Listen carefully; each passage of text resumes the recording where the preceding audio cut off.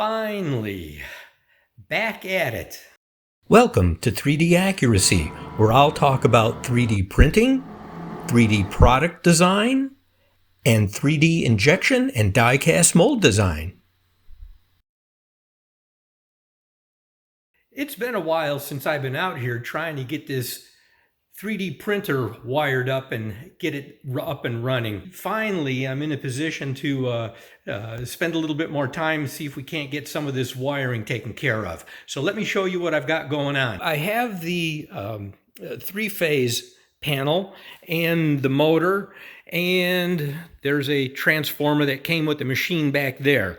And what I did was I had the 10 gauge wire run ready to hook it all up, and then at the last minute when they were checking to see, make sure we had the right three-phase converter to work with, it was borderline, and they suggested I go with the one that was a little bit bigger. Well, the problem is all the 10 gauge wire that I already had installed up and over along the ceiling all the way around to the other corner of the shop back there behind this other printer to the sub panel, all that wire has got to come out, the 10 gauge, because the larger three-phase converter needs 8 gauge wire. The 10 gauge won't work. We don't want to be tripping the circuit breaker all the time.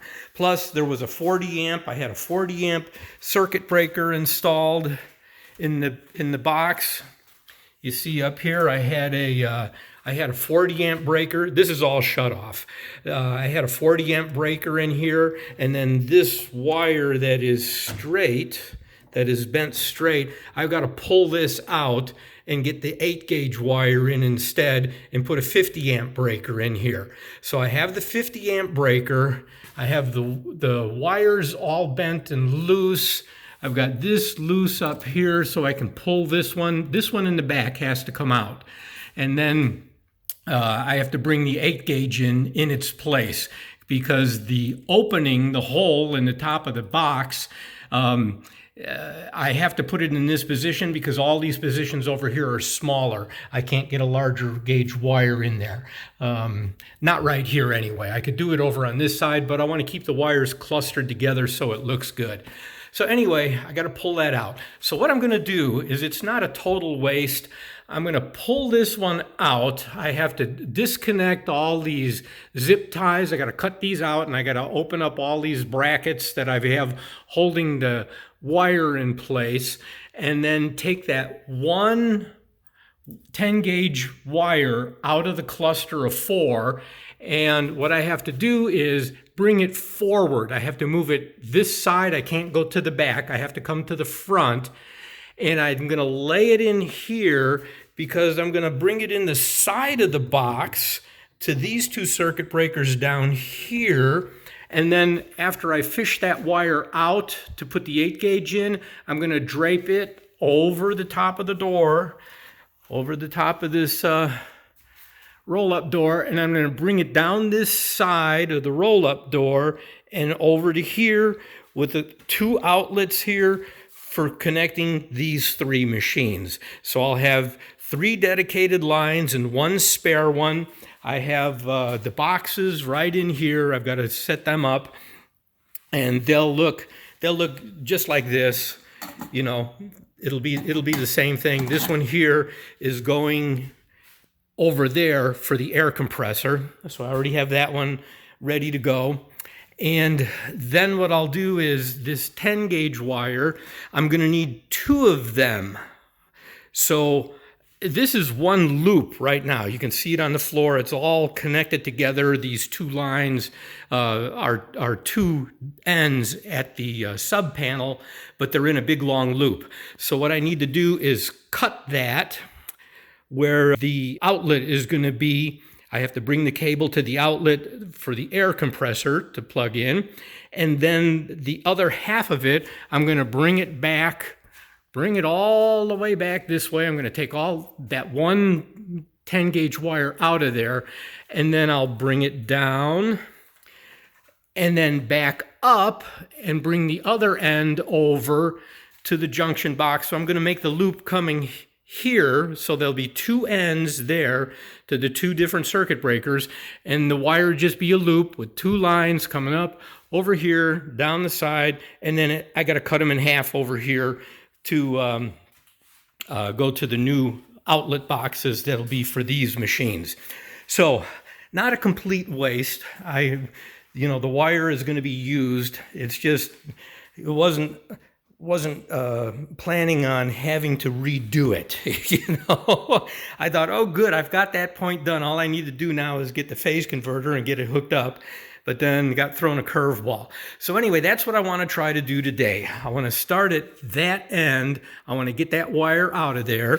And I finally got the 8-gauge wire showed up. You see there's, I can't really see it, but there's 4 wires in there, a red, a black, a white, that are all 8-gauge, and then a green ground that I believe is a smaller gauge for the ground wire.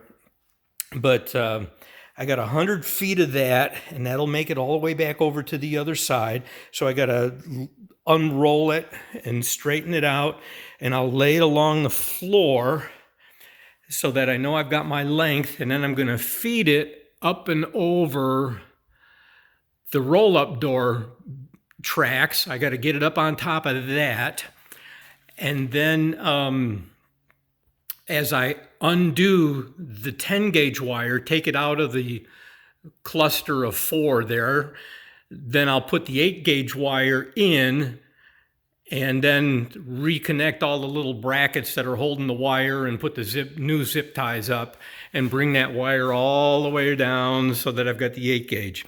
So that's what I want to try to do today. We'll see how far I get with that. And then I'll go ahead and get some of that done, and then I'll show you what it looks like. So I'm not happy about having to do this, having to do it twice, put it all up there, then tear it all down and then put it all back again. But that's the way it goes, and better to get the proper wire in there than having it tripping the circuit breaker all the time and not working properly. So let's get it done. Once it's done, I'll be happy. Get that past me. Let's get on to hooking up the machine and turning it on, huh? I want to see that baby print some parts. Okay, one step at a time. Let's get at it.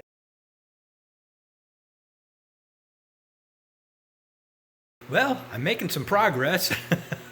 Not as fast as I'd like to, but that's always the case. Let me show you the progress that I've made so far. I started at the sub panel, and I have that first wire out, the one that was, you see here it is all the way down here.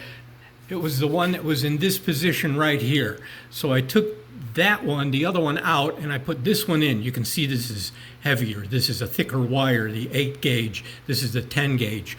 And so I have that one up inside, and all the wires here, all I have to do is connect it. I have the circuit breaker right there, the 50 amp circuit breaker, which will go right in here.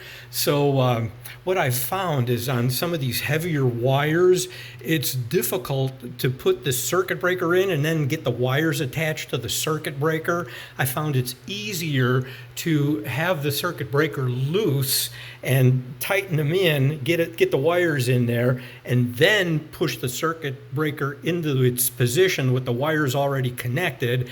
And then once I've done that, then I go back and tighten the screws again a second time, make sure that they're snug, that they didn't wiggle loose at all while I was moving it around. That's always a good thing to do. So this wire here now, this one is going to end up coming inside the box and going to these 2 circuit breakers. This wire will go to one on the bottom, and then I'll run another wire, so there'll be 2 wires. Actually, it's the same one. I have to cut it in half down the way. So anyway, I have this one all put in all the way up to the top, and you can see I've taken that one out of that set of 4. So I've made it all the way over to the corner here, up on top, and that was difficult, let me tell you, because that 8-gauge wire is heavier, and trying to wrestle those 4 strands of wire, oh man, not easy getting the brackets in there to hold it up. So this one here is the one that's going to come down the wall, and then I'll put some outlets here for these machines.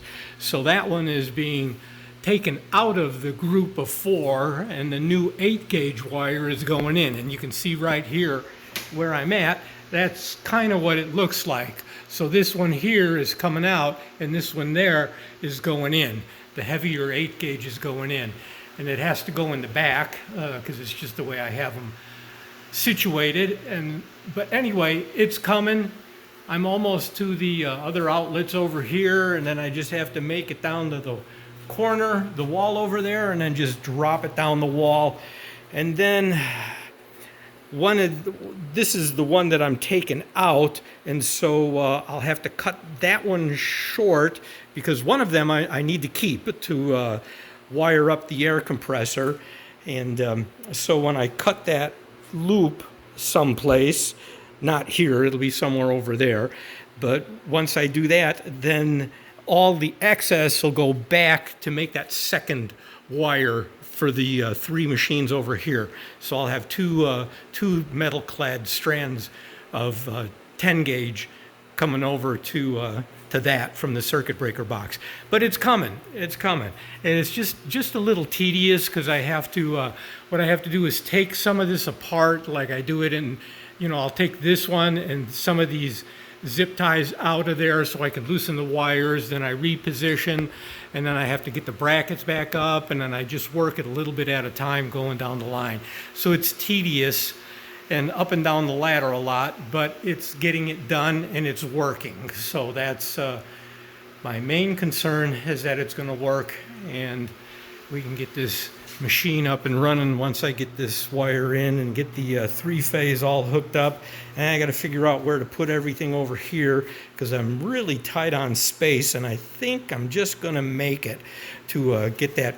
What I kind of would like to do is take this motor and this transformer and put both of those on the floor over here. So I'll put the motor in the back this way and the transformer in front of it.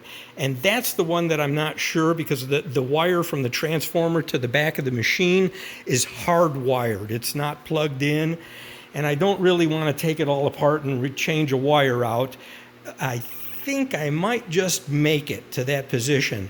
Then I want to build a little frame over the top of it. I'm going to use this pallet that this was delivered on, and I'm going to make a little frame so that I can then take the air compressor and set it on top of that frame with the transformer and the 3-phase motor underneath it, so that I can conserve space a little bit. I don't like spreading it out, so I'd rather go up vertical with it, and then I save some space in the shop. So I think it'll fit. It better. After all this, it better, right? Okay, anyway, back at it. I got to see if I can, I don't think I'll finish this evening. It's getting awfully close to dinner time, and I'm sure at some point my wife's going to stick her head in the door and say, "Chirfan," which is Chinese. It means dinner time. Come and eat. Time to eat. So I got to run in and have dinner. So I may get a little bit more and then finish this tomorrow. So it's getting there. Little by little, it's getting there. Okay, back to work.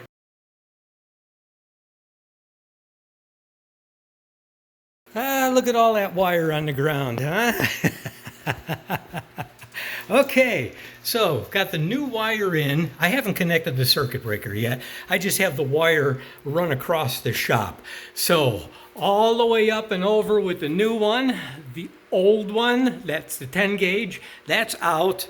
That's now going to go here in the bottom to these circuit breakers. And you'll see what it looks like when I come around the other side of the garage door here.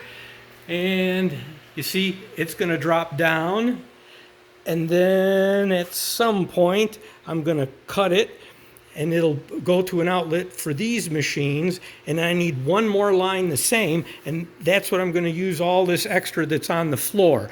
That line was originally run all the way along the top and down, but I had to take that one out to put the 8-gauge wire in, so I'll use that instead for hooking up these machines here. So it looks like I got more than enough. I'm probably going to have some extra because I have to cut it over here somewhere.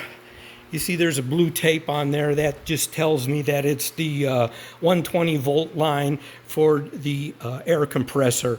So I got to cut it probably somewhere over here a little bit, because I got to run it over behind the machine and put an outlet back there to plug this other air compressor in.